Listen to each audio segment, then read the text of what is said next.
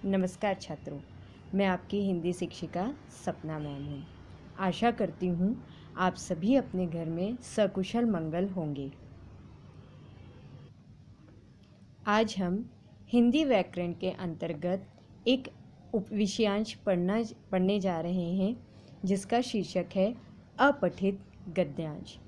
इसके पूर्व की कक्षाओं में भी आपने अपठित गद्यांश ज़रूर पढ़ा होगा, लेकिन आज हम इसके बारे में और विस्तार पूर्वक जानकारी प्राप्त करेंगे। अपठित, अ का अर्थ होता है नहीं, पठित का होता है अर्थ पढ़ा हुआ, अर्थात अपठित का अर्थ हुआ ना पढ़ा हुआ या जो आपने कभी पहले नहीं पढ़ा है। अपठित गद्यांश पाठ्यपुस्तक की किसी भी पाठ्यपुस्तक से लिया जा सकता है। यह कला, विज्ञान, राजनीति, साहित्य या अर्थशास्त्र किसी भी विषय का हो सकता है। इससे छात्रों का मानसिक व्यायाम होता है और आपका सामान्य ज्ञान भी बढ़ता है। इससे छात्रों की व्यक्तिगत योग्यता और अभिव्यक्ति की क्षमता भी बढ़ती है। अपठित गद्यांश को भाव ग्रहण भी कहते हैं, यानी इसके द्वारा आप कोई ना कोई भावों को अवश्य ग्रहण करते हैं। अपठित गद्यांश को 2 या 3 बार ध्यानपूर्वक पढ़ लेना चाहिए, क्योंकि ये आपका पहले से पढ़ा हुआ गद्यांश नहीं होता है। इसलिए यदि आप अपठित गद्यांश को 2 से 3 बार पढ़ते हैं तो उसके जो प्रश्न पूछे जाते हैं उनका उत्तर आप बहुत ही सरलता से लिख सकते हैं। अपठित गद्यांश में जो कठिन शब्द आए हों उन्हें अलग लिखकर उनका अर्थ समझने का प्रयत्न करना चाहिए। यदि अर्थ समझ में न आ रहा हो तो उस शब्द के आगे पीछे प्रयुक्त होने वाले शब्दों के मेल से भी अर्थ ग्रहण किया जा सकता है। अपठित गद्यांश को अच्छी तरह से पढ़ लेने के बाद गद्यांश के मूल भाव को समझ लेना चाहिए कि उसमें मुख्यतः क्या बात कही गई है। अब देखिए, मैंने इसके पूर्व एक पॉइंट आपको बताया कि अगर कोई कठिन शब्द आपको नहीं समझ रहा है और आप उसका अर्थ समझने का प्रयत्न भी कर रहे हैं, तब भी आप समझ नहीं पा रहे, तो उसके आगे पीछे के वाक्यों या आगे पीछे के शब्दों को समझकर हम उस कठिन शब्द का अर्थ जान सकते हैं। और अंत में मैंने आपको एक पॉइंट बताया है कि अपठित गद्यांश को अच्छी तरह से पढ़ लेने के बाद उस गद्यांश के मूल भाव को, यानी उसका केंद्र बिंदु क्या है, उस गद्यांश में क्या बातें बताई गई हैं, यह आपको समझ लेना चाहिए।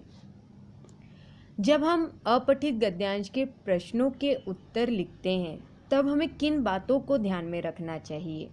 प्रश्नों को सबसे पहले हम ध्यान से पढ़ें और उनके उत्तर अपठित गद्यांश में ही ढूंढने का प्रयास करें। प्रश्नों के उत्तर दिए गए अपठित गद्यांश में ही निहित होते हैं। यदि एक बार उत्तर ना मिले तो परेशान होने की आपको कोई भी आवश्यकता नहीं है। पुनः प्रयास करें, उत्तर आपको उसी गद्यांश में अवश्य ही मिलेगा। पूछे गए प्रश्नों के उत्तर लिखते हुए अपने शब्दों का ही प्रयोग करना चाहिए। यानी यदि आप उत्तर लिख रहे हैं तो ज़रूरी नहीं कि जो अपठित गद्यांश में जो पंक्ति, जो वाक्य दिए गए हैं, आप उन्हीं वाक्यों का प्रयोग करते हुए, उन्हीं शब्दों का प्रयोग करते हुए उत्तर लिखें। आप अपने शब्दों का भी प्रयोग करके उस उत्तर को पूर्ण कर सकते हैं। यदि अपठित गद्यांश से मिलने वाली शिक्षा या संदेश के संबंध में पूछा गया हो तो उत्तर लिखते समय यह ध्यान रखिए कि आपके द्वारा लिखी गई शिक्षा अथवा संदेश पूरी तरह से अपठित गद्यांश पर आधारित हो। यानी अगर आपको यह प्रश्न आता है कि आपको इस अपठित गद्यांश से क्या सीख मिलती है, शिक्षा यानी क्या सीख मिलती है, तो आपको वही सीख लिखनी है जो उस अपठित गद्यांश में बोली गई या कही गई है। अब इतनी जानकारी हमने हासिल की, हमें यह समझ में आया कि हमें अपठित गद्यांश को किस प्रकार हल करना चाहिए। अब एक उदाहरण के द्वारा हम समझ भी लेते हैं। महात्मा बुद्ध के समय की घटना है। एक बार दुर्भिक्ष पड़ा था लोगों ने अपने घरों में रखे अनाज से कुछ काल तक गुजारा किया। अब देखिए, आपने एक शब्द यहाँ पर पढ़ा, दुर्भिक्ष। आपको इसका अर्थ नहीं पता, लेकिन अब आप आगे की पंक्तियाँ पढ़िए, आगे की शब्दों के बारे में जानकारी हासिल कीजिए या गद्यांश को पढ़िए, तो कहीं ना कहीं आपको इस शब्द का अर्थ ज़रूर समझ में आएगा। जैसे कि आगे मैं पढ़ रही हूँ, आपको देखिए कहीं ना कहीं इसका अर्थ ज़रूर मिलेगा। वे धीरे धीरे भोजन की मात्रा कम करते गए ताकि अधिक समय तक निर्वाह किया जा सके, परंतु किसी के पास भी अन्न का अक्षय भंडार नहीं था। वह दिन भी आ गया जब सब समाप्त हो गया। लोग भूख से मरने लगे। सब जगह त्राही त्राही मच गई। क्या करें, कहाँ जाएं, कुछ सूझता नहीं था। उन्हें कोई भी त्राता नजर नहीं आता था। संपन्न व्यक्ति अभी भी मज़े में थे। उनके पास धान्य का अतुल भंडार था, अतः उन्हें ना कोई शारीरिक कष्ट था और ना ही कोई मानसिक तनाव। उनकी दिनचर्या में कोई परिवर्तन नहीं आया। बुद्ध वहाँ आए, एक धर्म सभा हुई। वहाँ के धनाढ्य और संपन्न नागरिक भी बुद्ध का प्रवचन सुनने आए। बुद्ध ने थोड़े समय तक धर्म एवं कर्तव्य के बारे में उपदेश दिया। तदनंतर अकाल पीड़ितों के कष्टों पर प्रकाश डालते हुए कहा कि उन अभावग्रस्त लोगों की सहायता के लिए कुछ करना एक मानवोचित कर्तव्य है।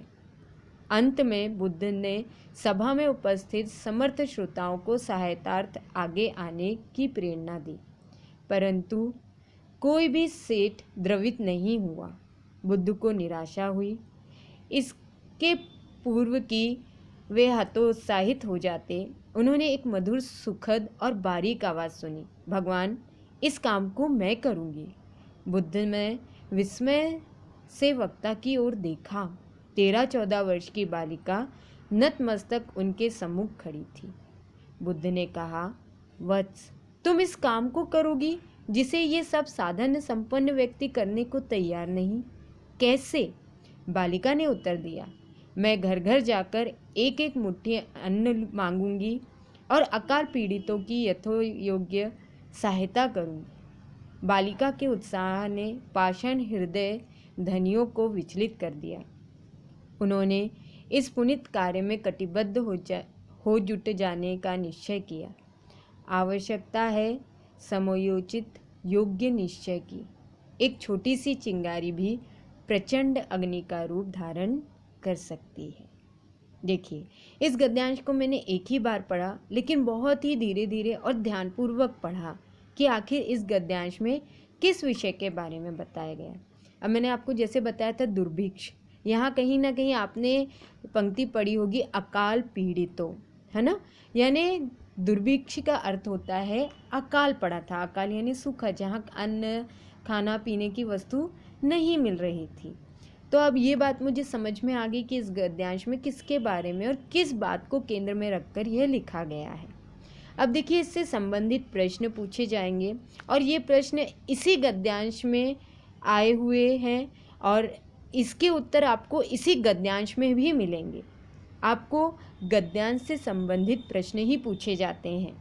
देखिए, जैसे यहाँ प्रश्न दिए गए हैं कि दुर्भिक्ष होते हुए भी संपन्न व्यक्तियों की दिनचर्या में कोई परिवर्तन क्यों नहीं आया। दुर्भिक्ष अर्थात अकाल होते हुए भी बुद्ध निराश क्यों हुए? बुद्ध ने किसके बारे में उपदेश दिया? उनके अनुसार मानवोचित कर्तव्य क्या है? बालिका ने बुद्ध से क्या कहा? पाषाण हृदय धनियों को किसने विचलित कर दिया? छोटी सी चिंगारी किसका रूप धारण कर लेती है? अगर आपने प्रश्नों को ध्यान से सुना है तो आपको ऐसा लग रहा होगा कि ये प्रश्न कहीं ना कहीं हमें इसके उत्तर कहीं ना कहीं गद्यांश में मिल ही जाएंगे। जैसे आप देखिए उनके उत्तर। पहले प्रश्न का उत्तर है, संपन्न व्यक्तियों के पास धान्य का अतुल भंडार था, अतः उन्हें ना कोई शारीरिक कष्ट था और ना ही कोई मानसिक तनाव, इसलिए उनकी दिनचर्या में कोई भी परिवर्तन नहीं आया। बुद्ध क्यों निराश हो गए? ऐसे सभी प्रश्नों के उत्तर आपको उसी गद्यांश में मिलेंगे।